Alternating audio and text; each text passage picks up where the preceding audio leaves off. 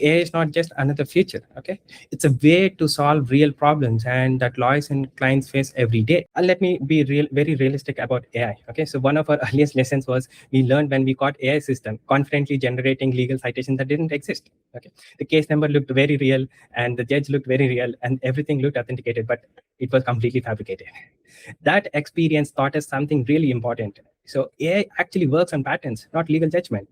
That's where we believe AI should actually assist lawyers and should not replace them.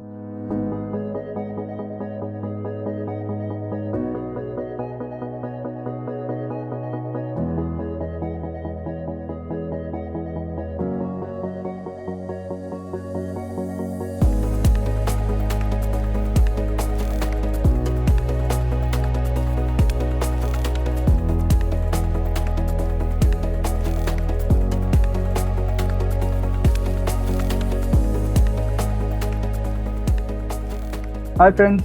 Welcome back to another episode of Founder Spotlight series on behalf of Tracxn, where we invite various startup co founders to share their journey, some sort of insights, and advice for the youngsters who have startup dreams. Well, today with me is Mr. Bharat, who is the founder of Legal Genius. Hi, Bharat. How are you today? Hi, thank you so much for inviting me for this session. Yeah, I'm super excited. Great, Bharat. I welcome you first of all on behalf of the entire Traction family. And thanks a lot for making some time out of your busy schedule. Yeah, thank you. My name is Supain Dasgupta, and I'm heading the entire startup ecosystem over here. Now, let's get started with this entire interaction now. Uh, Yeah. to start with, Bharat, we would love to understand your backstory, your background, and what made you start Legal Genius. What was the thought process behind it? Yeah. Before starting Legal Genius, I spent several years building technology products and consulting global organizations. And on building these products, I worked on products where with scale to 3 million plus users. And at the same time, I come from a family of lawyers, and I grew up seeing how actually the legal work is being done behind the scenes. So, and as I move deeply into technology, and something I've realized important in legal tech is that uh, the biggest challenge wasn't the legal knowledge actually. So it is, and because lawyers are expert at law, and what is the greatest challenge was everything around the law, because the operations, the communications, the follow-ups, the billing, the tracking, everything. Okay, so that's where I think Legal Genius is a great fit. I started as a Legal Genius as an AI powered platform that helps lawyers, law firms, and corporates to track their cases, hearings, and documentation, client communication, and also give actionable insights about their practice every day. And our vision is simple: to bring that legal services to the people's doorstep using technology and AI. Wonderful. Great understanding your company, right? Uh, by any chance, I don't know. I feel like asking you this. Are you from the family of lawyers by any chance? Yes, I'm from family of Okay. lawyers, and I've seen actually how lawyers see. Most of the people see the courtrooms, but what I saw was lawyers spend hours in tracking the hearings and preparing the paperwork and updating the client communication and preparing the documents, which took hours for them. And I think this is the right time. They say in startups you have to be at the right time and right place, right? So I felt this is the right place to using technology and AI to solve all this green work in legal. And I think this is the right time. And to give you a little context, in the last few months we have generated almost our 3 lakh plus cost list, and we have processed 20 crore invoice legal billing through our platform, and we send 100 plus reminders to lawyers every day. Wow, fantastic. Fantastic. Since you have started this journey of Legal Genius in 2024, if I'm not wrong. Yes. So, in 2024, when you were in a very, very early stage, help us understand some of your primitive challenges which was not so easy to solve. If you remember any one of those challenges. Yeah.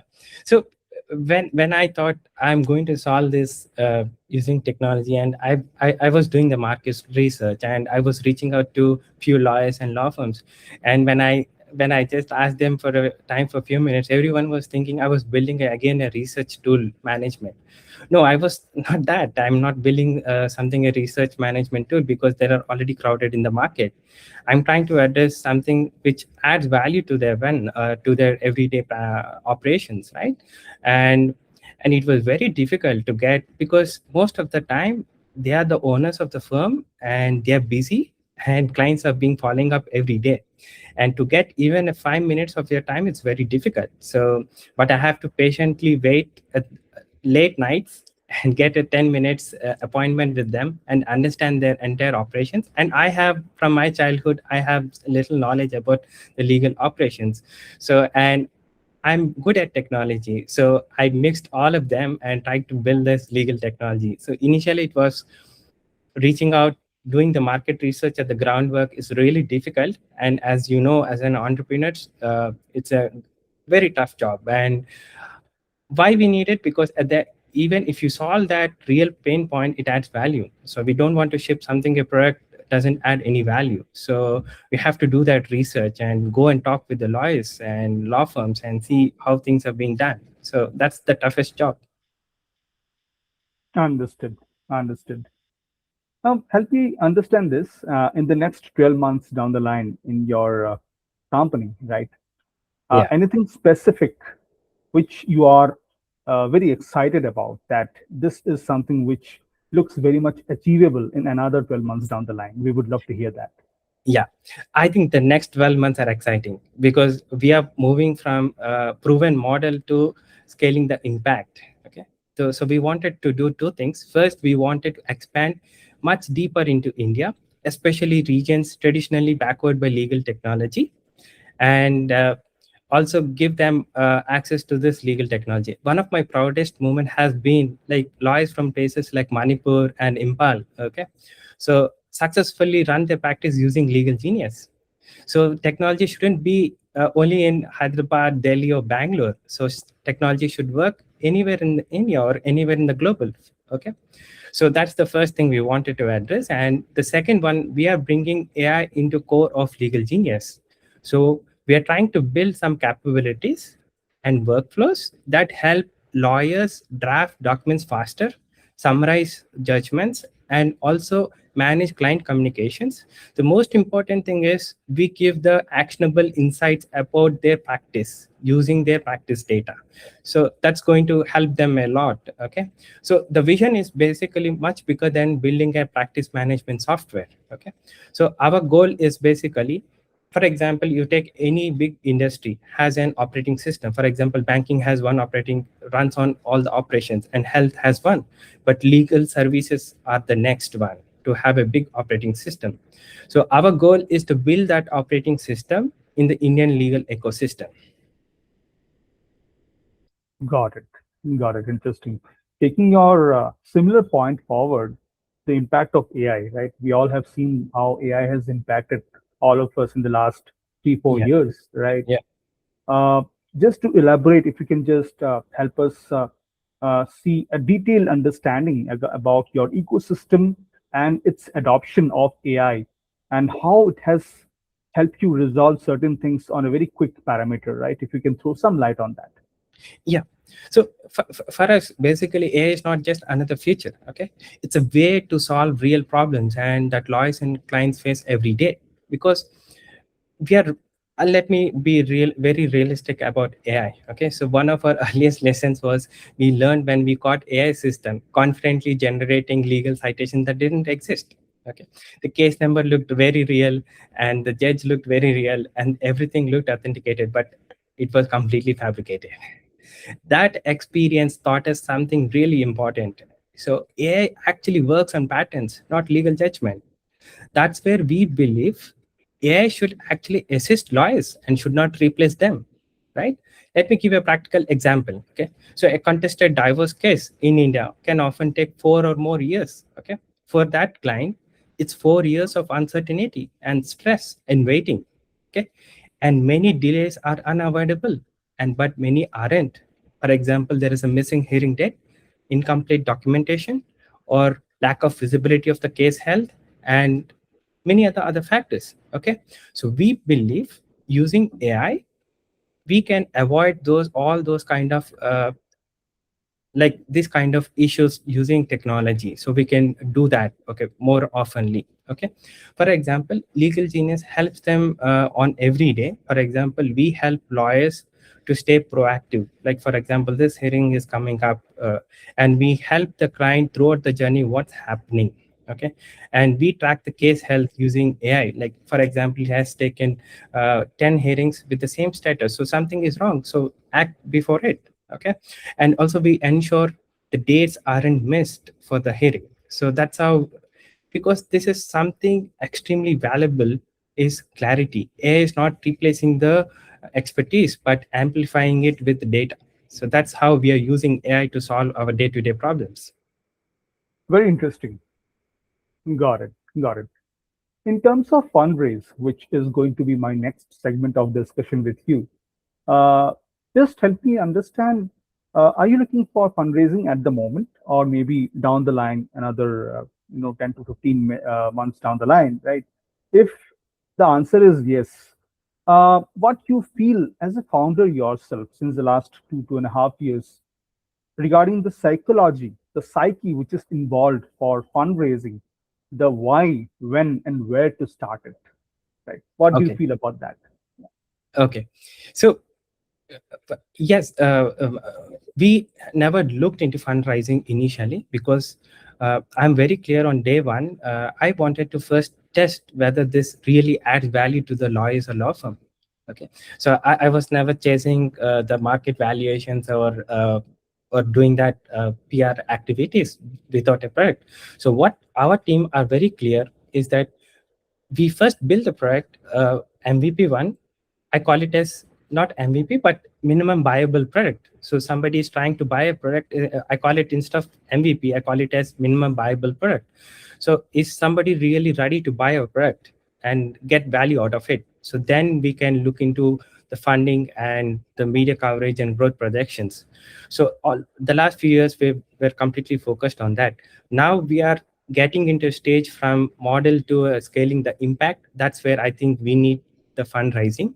But before we go into fundraising, I personally believe is that we need to build a sustainable cash flow. Like for example, how many subscription we sell every month, and what is our projection rate, like how are we trying to grow, and are we staying, and what is the vision for the next 10 years, and what is the vision for next 5 years, where do we want it to be or position ourselves.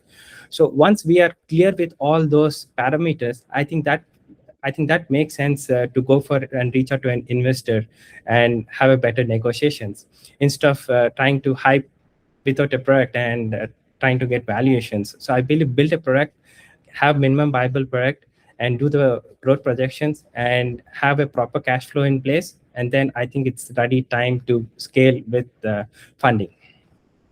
Quite interesting. So, help us understand this. Taking the same topic ahead, right? In your sector, which is legal tech, right, across India, I'm sure you would have done some sort of, I would say, competitor analysis for yourself or some sort of market research, right? And how's the competition in the market as of today versus when you started in 2024 in terms of various other legal tech companies who probably are trying to solve the similar kind of issue? Have you come across any similar kind of companies? And if yes, uh, what are your learnings from there? Yeah. So one thing is that we can keep it like before COVID and after COVID. Okay, so before COVID, everything was on paper, and and the entire legal was much on paper, and people are really not ready to accept the digitalization of legal. What COVID has done is made people to get into technology and come into a digital presence, right? And there are companies who try to do it before COVID as well in Indian legal space. But as there is a quote in startup saying that you have to be at the right time, so at the right place. So after COVID, the government has pushed the entire legal into a digital presence. You can start attending the hearings digitally over Zoom call or a Teams meeting. So that made us lawyers and from old ages like 40, 50 years also to start attending from from their phone, and they started learning how to handle it from digital presence, and that made us possible. Even though there are companies trying to do it earlier, it was really difficult because it takes a lot of time to aware the people to use technology that will help them, right? So it should be a right time. And most important thing is that government made us possible to sustain here, because government made it mandatory to have every case a digital presence. So every case number has a unique number and throughout India. So that gave us easy step uh, to track any case throughout India. So I would say the government initiatives of in digital legal and also the right time, even though there are companies earlier, but now it is the right time for us. When we were doing the market research, like people are now ready to accept technology, and they are ready to use technology. So that made us a better position right now compared to our competitors. And most important thing is all about support, right? Before you scale, you have to make sure your product is right, actually, right? So if product is not good or adding a value and your scale to lakhs of people, it's going to be failed because there's no proper support and it doesn't add value. So you're heading for a failure. So instead, we choose, when we did the market research of competitor product, so what is missing actually in them, we try to incorporate all that and made sure that we should never make those kind of mistakes when we build our product, and that helped us build that trust within the legal ecosystem. Now I can confidently say that there are many large leading law firms use our platform for their financial billing. So that's our trust on us and our product. So that's an example. So that paid us a way, like, to understand the competition and do not make those mistakes what they have done, and make sure you give the better customer support to every customer. Got it. Got it. Well said. Now, as per you, so the same topic, uh, what do you feel for any founder, not just from the context of legal genius? This I'm trying to understand from a Yeah. very generic perspective of yours. Okay. Hmm. What should be the right time for any founder of a startup to go for funding for the first time? What Go should be for the trigger? first time. Okay. What should be the trigger for him? Yeah. Yeah. So it depends on the sector wise, I would say it. For example, you're building a deep tech product. Okay. You cannot see results on day one. It takes years to build it. So you have to raise funds on day one because it's a deep tech. But something you're building like a services kind of a SaaS product or something, when you have a tangible product and you have a Bible, you have to go for the scaling of the product. You have to reach out for the investors for the first time. And most important thing, as a founder, I should have the deep understanding of the pain point. Like, for example, I didn't choose legal technology because it was trending. Because I choose legal technology because I have seen from my childhood how lawyers spend a lot of time in struggling in their operations. So somebody, if you're a founder, you genuinely have solving that problem and understand the pain point, and you solved it with a solution, and you make sure, like, you believe that it's now time to scale. That's the time you have to start for the funding. Interesting. Very interesting. I keep asking this question to a lot of founders, right? And it's very interesting to see the thought process behind it. Different people, how different people and Yeah. different thoughts, can vary from each other, right? And very interesting. All of them are very interesting. Okay, great. Uh, Now, coming to my last question for today. Okay, you have been one of the active members for Tracxn for some time now, right? How was your journey with Tracxn, and how did you utilize the platform to its best of its abilities? Yeah. So as I mentioned, now we are going for the scaling of the impact. So Traction has really helped us in figuring out the list of all the customers whom we can reach out easily. and your team has been extremely helpful.